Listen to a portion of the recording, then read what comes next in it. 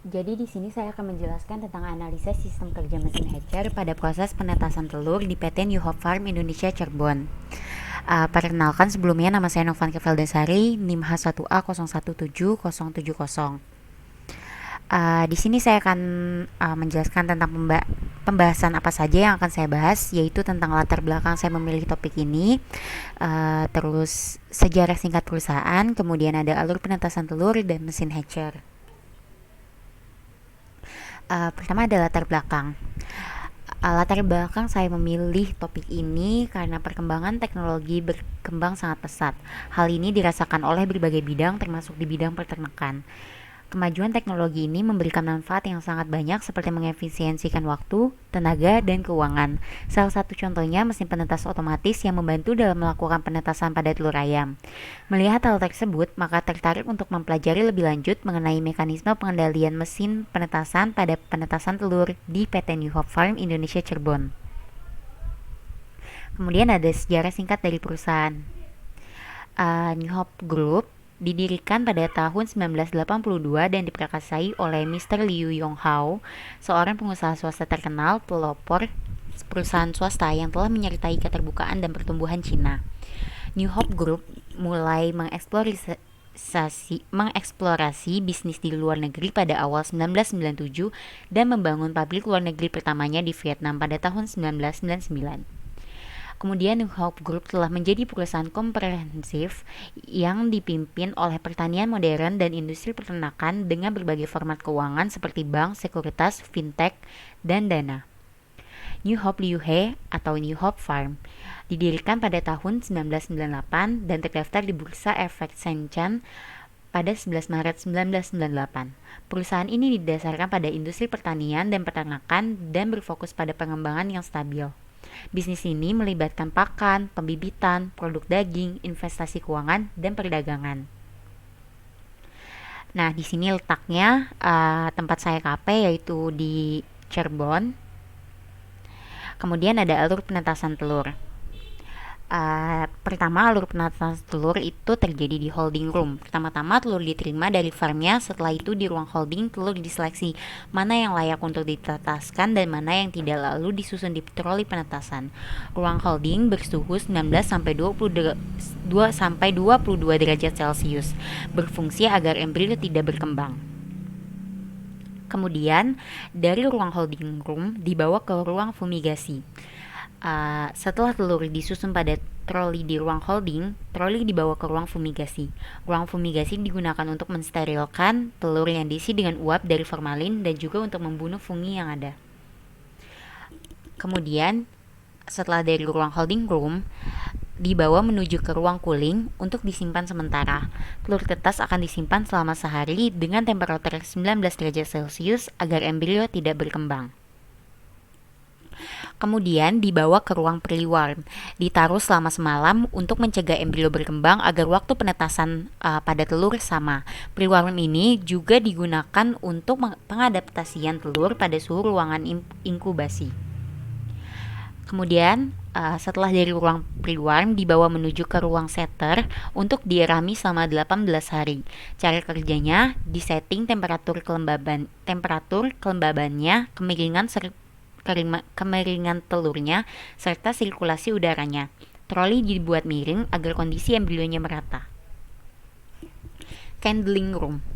Setelah telur tetas dirami selama 18 hari, maka pada mesin setter, telur dibawa ke ruang candling untuk dipilah mana yang telur infertil dan mana yang fertil. Setelah itu, telur dibawa ke mesin hatcher atau mesin penetasan setelah dari pemrosesan pemilahan di ruang candling. Di mesin hatcher atau mesin penetasan ini didiamkan selama 3 hari setelah 18 hari pengeraman dan akan dilakukan penetasan. Selanjutnya, telur akan dibawa ke ruang DOC atau Day Old Chicken untuk dipilah mana ayam yang sehat. Setelah itu ayam divaksin. Setelah ayam divaksin, ayam disiapkan untuk dibawa ke peternakan untuk dibesarkan. Kemudian saya akan menjelaskan tentang mesin hatcher. Mesin hatcher digunakan ketika 3 hari menjelang penetasan telur, yaitu hari ke-19 sampai hari ke-21. Pada mesin hatcher atau mesin penetasan, telur sudah tidak perlu dibolak-balik. Telur didiamkan hingga hari ke-21 dan hanya perlu dikontrol suhu dan kelembaban di dalam mesin tetas. Nantinya, telur akan menetas di dalam mesin hatcher. Berbeda dengan setter, hatcher tidak menggunakan turning. Selain itu, pada hatcher menggunakan keranjang bukan menggunakan egg tray. Pada satu mesin hatcher dapat menampung sekitar 15.000 telur.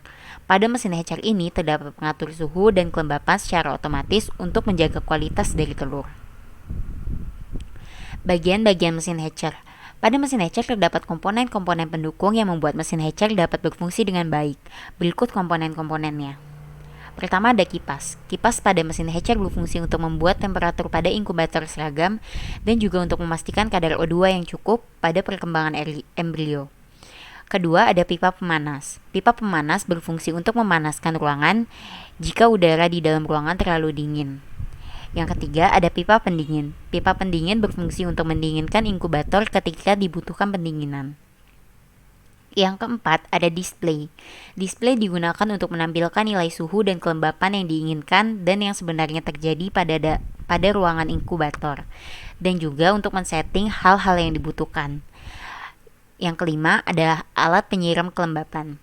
Penyiram kelembapan digunakan untuk menyiramkan air untuk menjaga kelembaban pada mesin hatcher.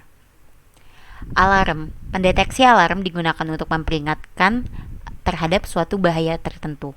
Yang ketujuh ada pendeteksi suhu aktual. Pendeteksi suhu aktual digunakan untuk mendeteksi suhu yang sebenarnya terjadi pada mesin tetas. Yang kedelapan ada sensor kelembapan. Sensor kelembapan digunakan untuk mendeteksi kelembapan yang ada pada mesin hatcher. Kemudian saya akan menjelaskan tentang sistem kerja mesin hatcher. Sistem kerja dari mesin hatcher sangat sederhana. Pertama, kita harus mengatur suhu yang kita inginkan. Suhu yang diinginkan di antara 37 derajat Celcius sampai 38 derajat Celcius. Tidak boleh lebih ataupun kurang karena akan berpengaruh buruk terhadap kualitas telur, bahkan embrio dapat mati ketika temperatur tidak tepat. Setelah kita menginput nilai suhu yang kita inginkan, mesin mempunyai sensor suhu otomatis yang dapat membaca berapa suhu yang sebenarnya terjadi di dalam mesin. Nantinya, panel kontrol akan menampilkan nilai yang sebenarnya terjadi di dalam ruangan. Jika suhu terlalu panas lebih dari 1 derajat Celcius dari nilai yang diatur, maka alarm akan berbunyi dan menginfokan suhu di dalam mesin terlalu panas. Jika suhu di dalam mesin terlalu panas, maka secara otomatis air damper akan terbuka sesuai yang dibutuhkan.